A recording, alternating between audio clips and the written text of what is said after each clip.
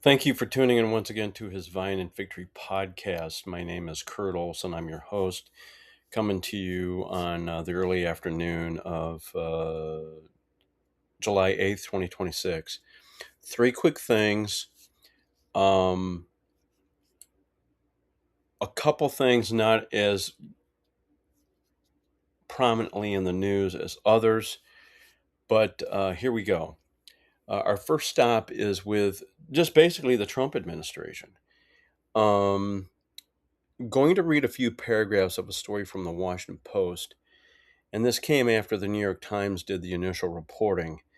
Um, Headline: Trump Lutnick's sons stand to gain big profits from billion-dollar mining deal. The sons of President Trump and Commerce Secretary Howard Lutnick stand to see a big windfall after businesses tied to the families helped secure a $1.6 billion mining deal in Kazakhstan. For those who aren't unfamiliar with where Kazakhstan is one of the former Soviet republics in Central Asia. Um, After Trump and Lutnick closed a deal for an American company called Kaz Resources to mine one of the world's largest untapped reserves of tungsten last November, reports indicate that firms tied to their sons saw financial gains from the contract. Dominary Securities, which is housed at Trump Tower in New York and partly owned by the president's two eldest sons, Donald Trump Jr. and Eric Trump, had joined other investors to take a 20% stake in a company related to the project. At the same time, Cantor Fitzgerald, an investment company controlled by a Lutnick's family and overseen by his sons Brandon and Kyle Lutnick, helped one of the investors working with Dominary raise $210 million in new capital. Cantor specifically helped raise funds for ASP Isotopes, a company linked to Paul E. Mann, a British investor who partnered with Dominary. ASP went on to buy controlling shares in Skyline, a failing construction company that took the 20% stake in the Kazakhstan focused corporate entity just days before the mining deal was settled, according to the Times. The dealings have raised questions about the Trump and Lutnick families' financial gains under deals struck during the president's second term. I'm going to leave it there. There's more to the story. You'll be able to read it in links to the description to the podcast. The bottom line is this is self-dealing. This is corruption. And if you're a Republican who had big problems with Hunter Biden's activities in a variety of pursuits that went on to supposedly benefit his dad, um, you need to have problems with this too. And tungsten is an important precious metal that is involved in military and technology. So I don't doubt its worthiness to find, but I have big problems with sons of the president and sons of the commerce secretary being the ones doing the benefiting here. Um, but I'm going to leave that there. Secondly,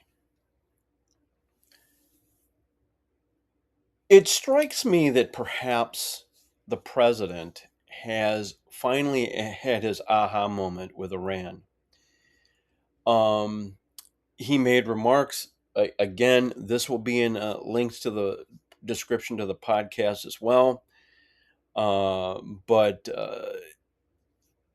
on July 4th, and I don't, and if anyone believes that's mere coincidence, that they're having a funeral for the now dead Ayatollah Khamenei. If anyone thinks that is just pure coincidence,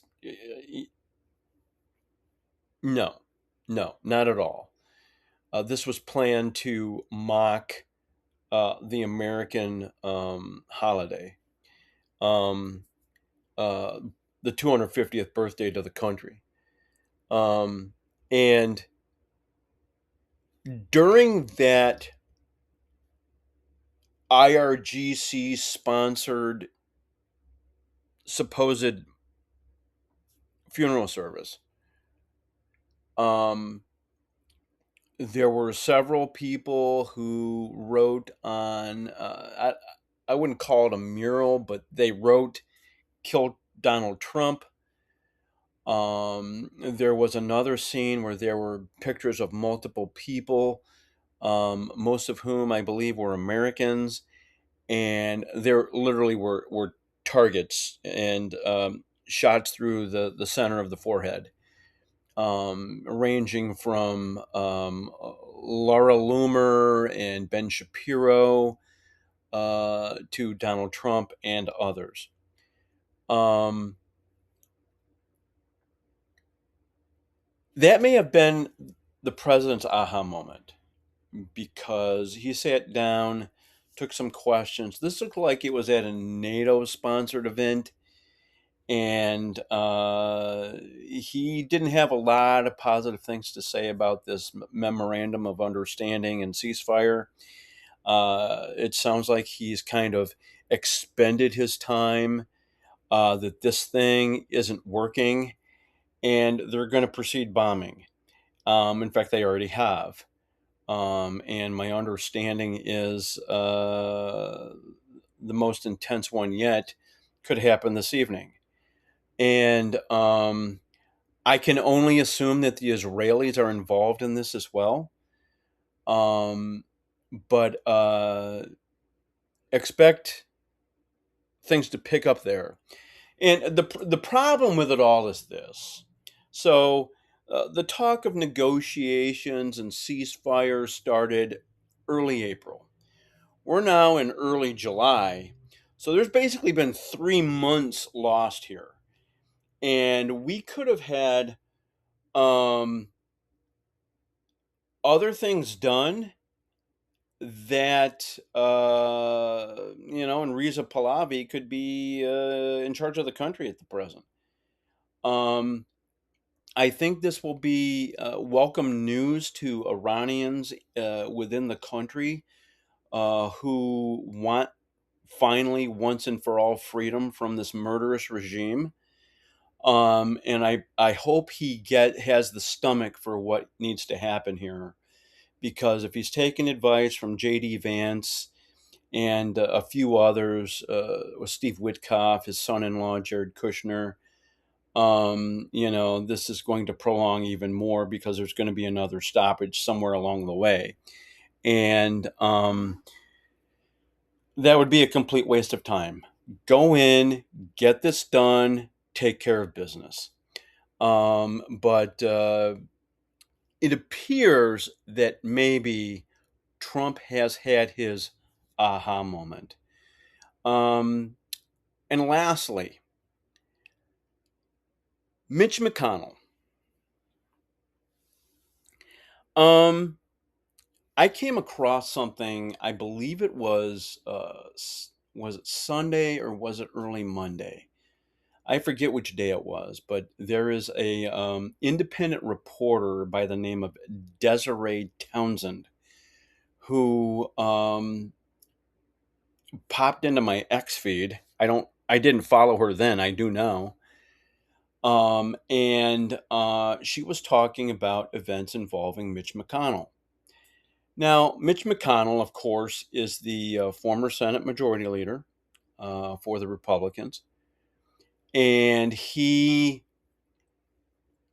has been increasingly more frail, to the point where he was not seeking reelection in the term that ends this year, and so he decided to spare us an eighth 6-year term. It's so generous of him. Should have happened a long time ago, frankly. Um, but Mitch McConnell in the last couple years has had episodes where he's frozen twice in front of press questions. We've had a situation that I saw a video of just in the last month or two, where he was holding a hearing and someone from his staff had to come in and correct him on something. So things have been increasingly deteriorating for the senator, who is now in his 80s. And Desiree Townsend was the first journalist, and she is not connected to a specific news outlet. She covers Capitol Hill on her own for everything that I have been able to decipher. And she started talking about this health event that happened on June 14th at the home uh, of Mitch McConnell. So, Mitch McConnell and his wife, Elaine Chao, um, live in Washington, D.C., as can be expected. I don't know how long they've had the property, it doesn't matter. But there's an emergency call to his residence in the early morning of June 14th. And someone is having cardiac arrest. And because the senator has not been seen publicly in more than 3 weeks, it is believed it is him who this event involved.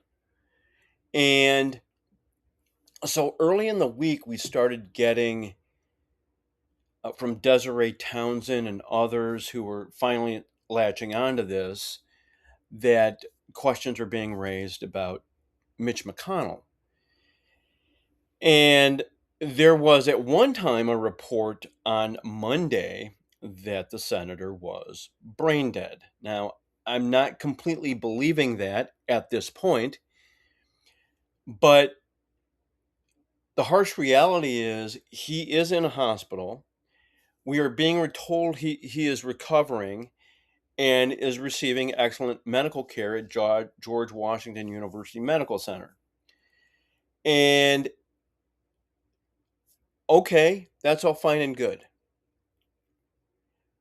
3 days after her husband is hospitalized, Elaine Chao flies to Beijing, China, and has a meeting with the vice president of China. And in the description of the podcast, I'm also going to include a link that has some details about her past in connections with China. She has family in China. And there are some interesting things there. And it leads some to question with, are we witnessing the demise of Senator McConnell? He wouldn't be the first U.S. senator in recent years to die while in office. The other one, Dianne Feinstein, that happened as well. And a cardiac arrest event away from a medical facility for someone his age, there's a less than 5% chance of recovery. And so it's one of the many reasons why people are raising concerns about what's going on with Senator McConnell. But other interesting things have happened, okay? So on Tuesday, there was Senate Majority Leader John Thune. There was Scott Jennings, who has his own radio broadcast now, is a contributor at CNN. He also has ties to Kentucky. And there was Senator Tom Barrasso. Or no, I believe his name is doesn't matter. It's Senator Barrasso. I don't know his first name at present, but it doesn't matter. Supposedly, Mitch McConnell had conversations with Thune Barrasso and Scott Jennings, and potentially others. And we're being led to believe by these three people that Mitch McConnell is alert, aware, that he is uh,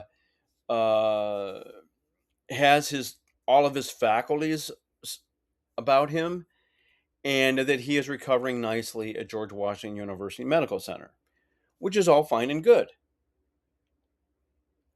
If he is conscious and able to speak, why doesn't he make a statement and resign? Well, there's a reason why. It would kick off a special election in the state of Kentucky.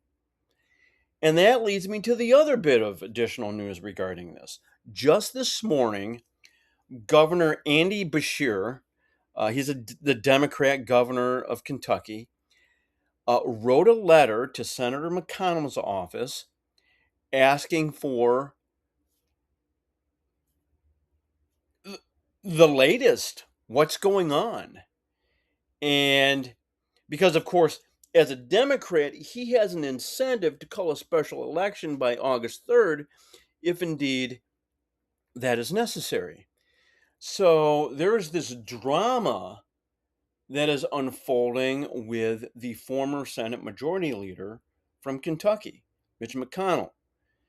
And it is causing a lot of consternation in Washington, D.C.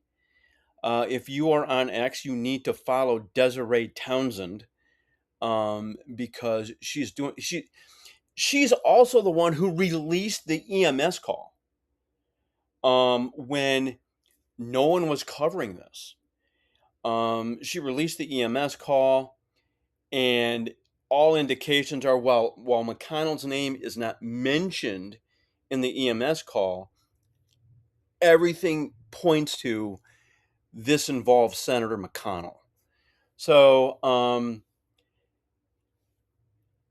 and that's something that has developed in the past 3-4 days, simply because no one was really covering this at all. And any of the mainstream media who has finally started covering this, they're not giving any credit to Desiree Townsend, although she deserves a lot of credit. Frankly, she's done the country a service, because this gets to a far bigger issue, folks, because we're just a couple years removed from all of the talk of Joe Biden's mental acuity, and we're coming up on the 2-year anniversary of him dropping out of the race for president in 2024, where it eventually became Donald Trump against Kamala Harris. And the great issue was, what is Joe Biden's mental alertness and acuity? And we kept being assured by everyone in the Democratic Party that he was sharp as a tack and da da da da. And it was painfully obvious to the American people that wasn't the case. And while it's not identical, it's a very similar track that's going on right now with Republicans in Washington, D.C., as they are defending the health and mental abilities of Senator McConnell to finish out the duties as U.S. Senator from Kentucky. And it's going to be very interesting to see what unfolds here between now and August 3rd, and potentially times after that. I just tip of the hat here to Desiree Townsend. Just some really good, dogged, persistent journalism, as she has covered this thing from the very beginning, and was the first to alert everybody that it's been weeks since Mitch McConnell has been seen in public, and more specifically, since he's been heard of. And so that's what's going on there. Um, and kind of the special story or the extra story this week is Graham Plattner, and I've just made mention of him just in recent weeks on podcast and in a column. Graham Plattner has is in knee deep trouble here with former girlfriend accusing him of sexual assault. There's a second woman that has come into the picture to back that up as well, and she gave this woman gave the New York Times the names of 5 people that could back up her story. They only talked to 2 of the 5, and they never got the whole story, which was the connections and text messaging trail and all that other stuff surrounding Graham Plattner. And Graham Plattner is the Democrat Senate candidate in Maine at the present. And this is only an issue now. It's only an issue now because there is polling indicating that Susan Collins, the longtime incumbent and Republican, would beat him head to head in Maine. And that is the only reason they are talking about dumping him right now. So those are the things I have for you this week. Thank you for tuning in. We are on Apple Podcasts, Spotify, YouTube. If you like what you are hearing on this podcast, if you like what you're reading in my columns, please share them. Please subscribe. And for those who do so, I thank you in advance. And until next time, God bless and goodbye.